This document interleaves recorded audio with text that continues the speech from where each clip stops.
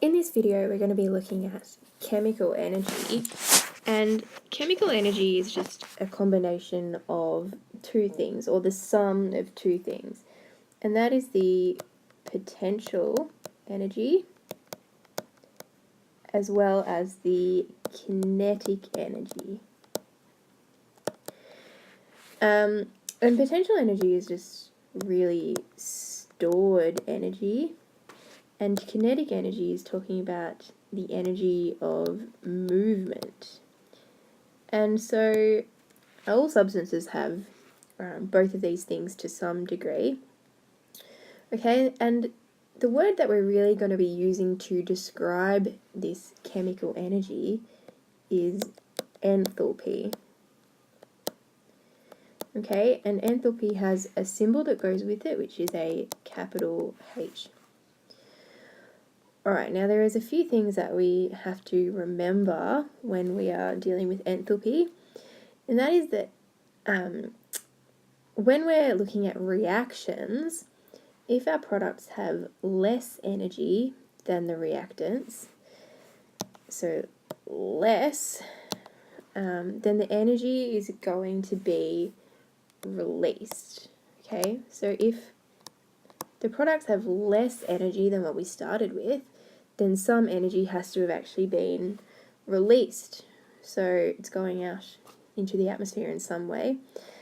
And the enthalpy in this case, we're going to talk about the change in enthalpy, which is a decrease, or in other words, a negative enthalpy. And we use this little triangle symbol that just means change. Okay, so we have a decrease in the enthalpy. The other situation we have is if our products have more energy than the reactants, and in this case, then energy must be absorbed. Okay, if we're getting an increase in the amount of energy, then it has to be absorbed. And conversely to the previous statement, in this case, the change in enthalpy is actually going to be an increase, so we have a positive enthalpy. And so just remember, whenever you see this triangle symbol, it just means the change in something, in this case, in enthalpy. Okay, now when a reaction releases energy, then we say that that reaction is exothermic. It is producing energy or releasing it. And if a reaction is absorbing energy, then we say it is endothermic. It's kind of like how we refer to animals as either ectotherms or endotherms. That might help you to remember what's going on in both of those terms. Alright, the next thing that we're going to be looking at is thermochemical equations. Okay, so we already know all about chemical equations. The only difference between a normal chemical equation and a thermochemical equation is that it tells you the enthalpy of that reaction. So this first reaction we have here is the combustion of butane. So butane is reacting with 7.5 oxygen molecules to produce carbon dioxide and water.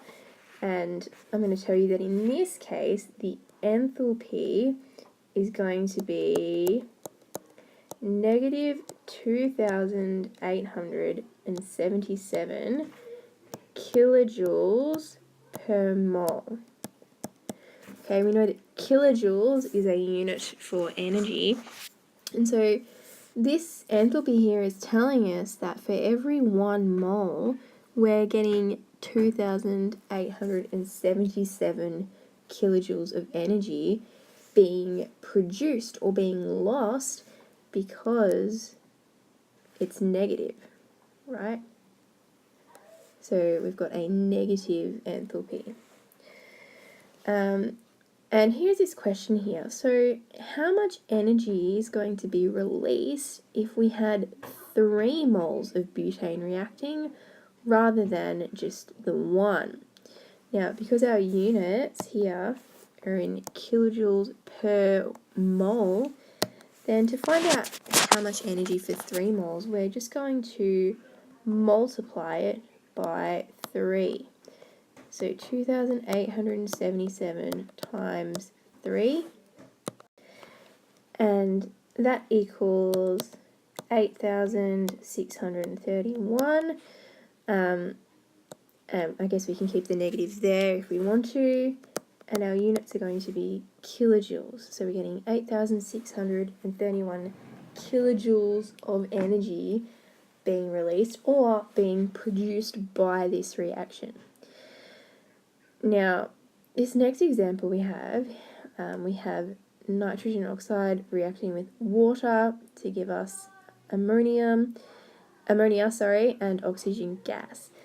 And I'm going to tell you that for this reaction, the enthalpy is, where am I looking?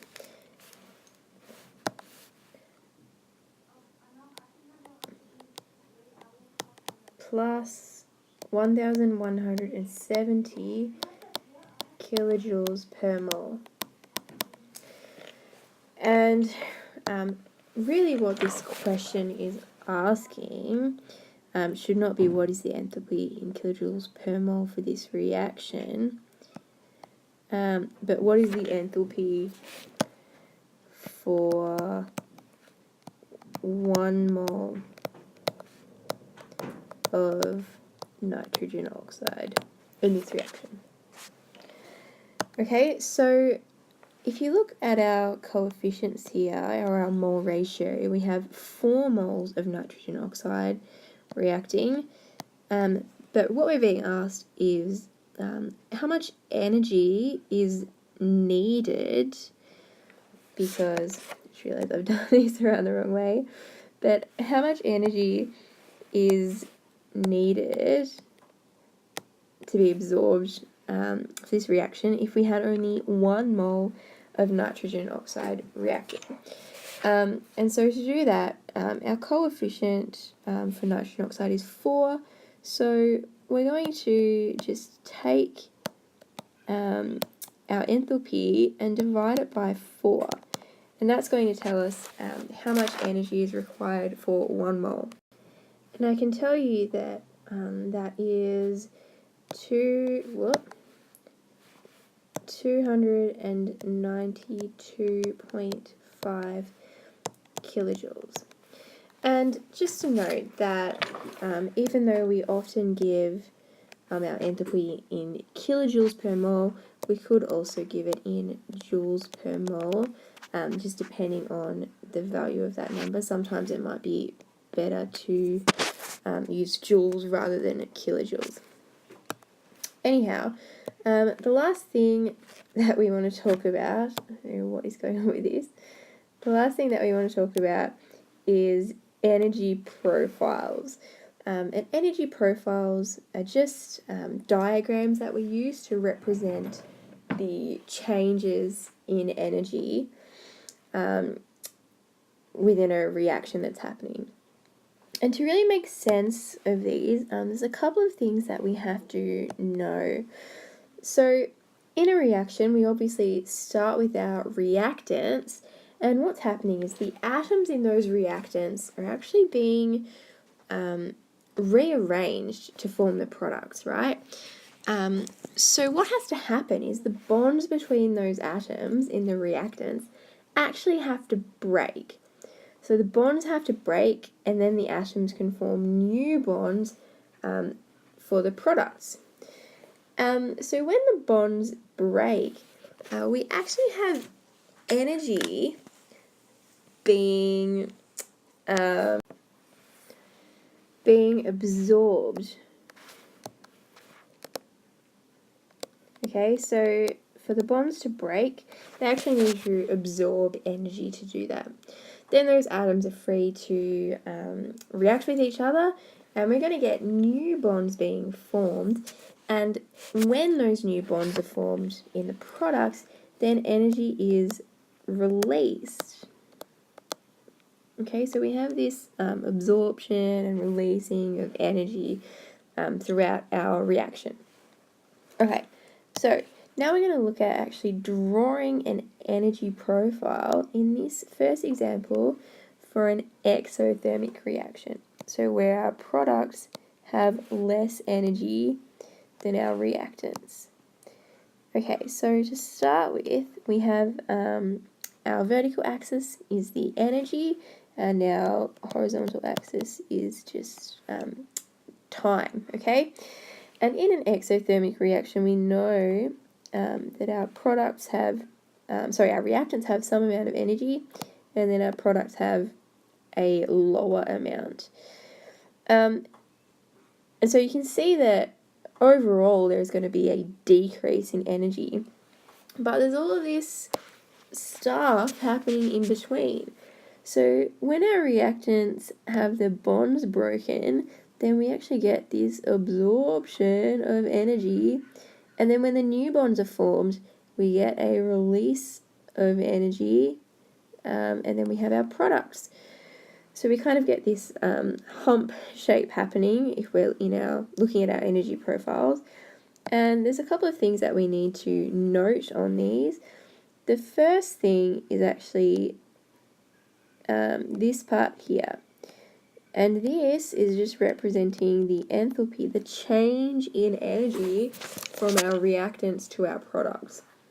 And the second thing that we need to note is how much energy is actually required to break those bonds. And we call this the activation energy. So the energy required for the reaction to actually proceed. And we use this little symbol of a capital E followed by a little a to represent the activation energy. Okay, we're also just going to have a look at an endothermic reaction, drawing a profile for that. So again, we have energy changing over time. And in this case, we know that our reactants are starting at some energy and our products have more energy. So overall, we're getting energy being absorbed in this reaction. But again, when we're looking at our reactants, for those bonds to break, there actually needs to be, yes, an absorption of energy to break the bonds, but there still has to be this release when the new bonds are formed. So we still get that hump shape. And again, we can label our enthalpy, our change in energy, and we can also still label our activation energy. And in this case, you can see that the activation energy is always going to be larger than the change in enthalpy, because the energy has to increase above that of the products, okay? So that's about it for now on chemical energy. So thank you for watching.